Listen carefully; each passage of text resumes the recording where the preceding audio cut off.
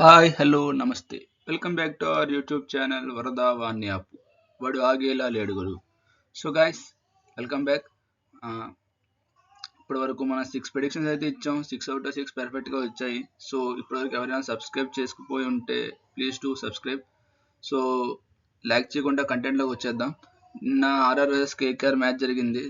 దాంతోపాటు ఈరోజు LSG versus SRS match జరగబోతుంది. సో రెండిట్లో ఉండి చూద్దాం. Starting with RR versus KKR. KKR won the toss and choose to bowl. And ఆర్ఆర్ని బ్యాటింగ్ అయితే పంపించారు. మంచి స్టార్ట్ వచ్చింది. ఫస్ట్ బాల్ బౌండరీ కొట్టారు. తర్వాత జైస్వాల్ 6 కొట్టాడు. శాంసన్ 4 and 6 కొట్టాడు. So they are looking well settled. ఆ టైంలో Samson brain fade moment front ఫుట్కి వచ్చాడు. తనకు తానే యార్కర్ చేసుకున్నాడు. సో అక్కడ మొదలైంది ఆర్ఆర్ వికెట్స్ అనేది. నెక్స్ట్ వచ్చిన పరాగ్ కూడా అగ్రెసివ్ ఇంటెంట్తో ఆడాడు. 3 6 కొట్టారు. వరుణ్ చక్రవర్తిని కొట్టాడు. వైభవ్ అరోరాని కొట్టాడు. సో తను కూడా మంచి అగ్రెసివ్ ఇంటెంట్ అయితే చూపించాడు. కానీ ఆల్ ఆఫ్ ఎ సడన్ తను కూడా అవుట్ అయిపోయాడు.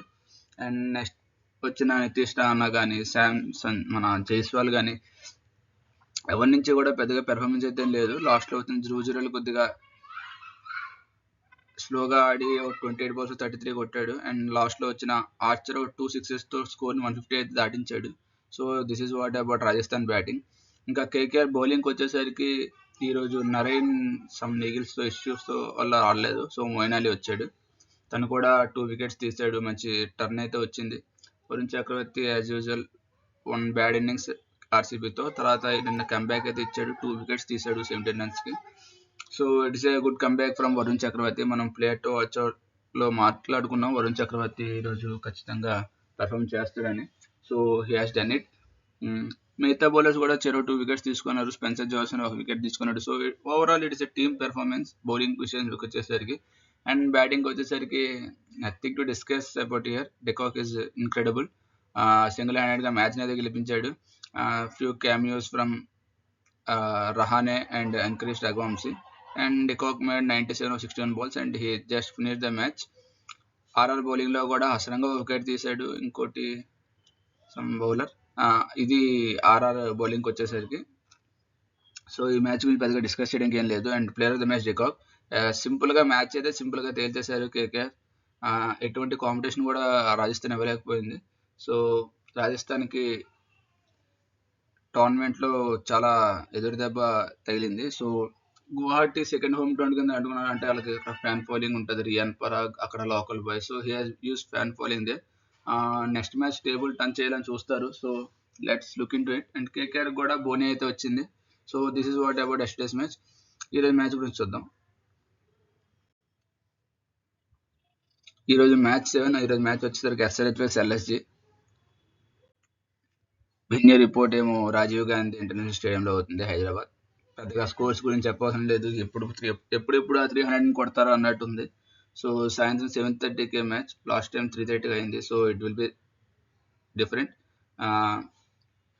బ్యాటింగ్ ఫ్రెండ్లీ ఉంటుంది పిచ్. అండ్ అంటే ఫ్యూ మ్యాచెస్ అలా ఫస్ట్ బ్యాటింగ్ వాళ్ళు గెలుస్తున్నా సరే ఐ ప్రిఫర్ బౌలింగ్. ఎందుకంటే నైట్ గేమ్లో జూ కూడా చాలా ఎఫెక్ట్ ప్లే చేస్తుంది. అంటే మీరు ఫస్ట్ బ్యాటింగ్ కొట్టి ఆడి 250 260 కొట్టి మ్యాచ్ గెలిచేస్తా అంటే అది వేరే విషయం. If you're chasing even 240 is not safe. ఖచ్చితంగా అదైతే చెప్తా. సో ఎల్ఐసి బ్యాటింగ్ కూడా తక్కువ అంచనా వేయడానికి లేదు. So head to head record వచ్చేసరికి ఎస్ఆర్హెచ్ 1 గెలిచింది. ఎల్ఐసి 3 గెలిచారు. హైదరాబాద్లో వచ్చేసరికి చెరో 1 మ్యాచ్ గెలిచారు. So this is about venue. Average first innings score మనం చూసి వేస్ట్. ఎందుకంటే ఇప్పుడు ఉన్న ట్రెండ్లో 250 260 వెళ్ళిపోయినా ఆశ్చర్య అవసరం లేదు. So that is about venue stats. Probable ఏమని చూద్దాం. Probable opening with Travis Head, Abhishek Sharma, Ishan Kishan. వీళ్ళు సేమ్ 11 ఆడతారు. దీంట్లో ఎటువంటి చేంజెస్ అయితే ఉండవు. సో ఇది ఎస్ఆర్హెచ్ ప్రాబుల్ బాల్ వచ్చేసరికి Shami little bit injury concern ఉండేది. లెఫ్ట్ హ్యాండ్ కాబట్టి తను ఖచ్చితంగా ఆడుతాడని అనుకుంటున్నా. So he's not fit. Maybe Jaydev ఉన్నత కట్టిని తీసుకురావచ్చు. That is the only change we can expect. లేదంటే వాళ్ళు టాక్టికల్గా కూడా ఏం చేంజెస్ చేయవలసిన లేదు. ఎందుకంటే లాస్ట్ టైం కూడా హైదరాబాద్లో ఆడారు కాబట్టి.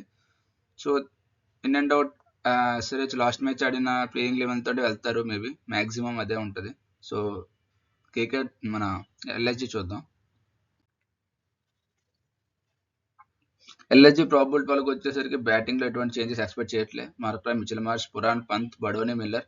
అందరూ మంచి ఫామ్లో అయితే ఉన్నారు. జస్ట్ పంత్ డక్అవుట్ అయ్యాడు. So they will expect Pant to get back in to the form. Pant ఫామ్లోకి వచ్చేస్తే Markram can be good at the top. And ఎందుకంటే లాస్ట్ 2-3 సీజన్స్లో ఎస్ఆర్హెచ్కి ఆడాడు, హైదరాబాద్లో ఆడిన అనుభవం ఉంది తనకి. So Markram at top will be crucial. Mitchell Marsh కూడా మంచి ఫామ్లోకి అయితే వచ్చాడు. పురాన్ మనం చెప్పవసరం లేదు, పెద్ద పెద్ద సిక్స్లు కొడతాడు. సో నెక్స్ట్ పంత్ ఫామ్లోకి వస్తే సరిపోతుంది. Badoni and Miller to finish the innings with Shahbaz Ahmed, Shardul Thakur, Digvesh Bishnoi, Avesh Khan, Prince Yadav are million Siddharth, any one can play. Avesh Khan fit ఉన్నాడని చెప్పి టాక్ ఉంది. So I think is fit, he will be right back in to the team. Indian fast bowler, experience ఉన్న fast bowler తను ఒక్కడే. So he will be in the 11 definitely. And last మ్యాచ్లో దిగ్వేష్ మంచి performance ఇచ్చాడు. కాకపోతే Hyderabad పిచ్లో spin అనేది ఉండదు. And SRH batting గురించి మనకు తెలిసిందే, ఇటు ఏ బౌలర్ని కూడా శ్రమించరు. సో తను ఎలా బౌలింగ్ చేస్తాడనేది ఖచ్చితంగా చూడాలి. And this is about LSG playing 11. మనం battles to watch out for చూద్దాం. బిష్నాయ్కి ఉన్న పురాన్ అండ్ పంత్ వీళ్ళిద్దరి మధ్యలో బ్యాటిల్ అనేది చూడాలి. It is a mouth watering battle. ఎందుకంటే బిష్నాయ్ గూగుల్స్ ఎక్కువ వేస్తుంటాడు, మిడిల్ ఓవర్స్లో బౌలింగ్ వేస్తాడు. సో పురాన్ అండ్ పంత్ కూడా I mean Nitish Reddy and Klaasen వీళ్ళిద్దరికి మధ్యలో ఉన్న బిష్నాయ్కి కాంపిటీషన్ అయితే చూడాలి. ఎందుకంటే బిష్నాయ్ మధ్యలో వేస్తాడు, Nitish Reddy and Klaasen spin బాగా ఆడతారు. And they also will bat in middle order. So it will be a good contest to watch out for.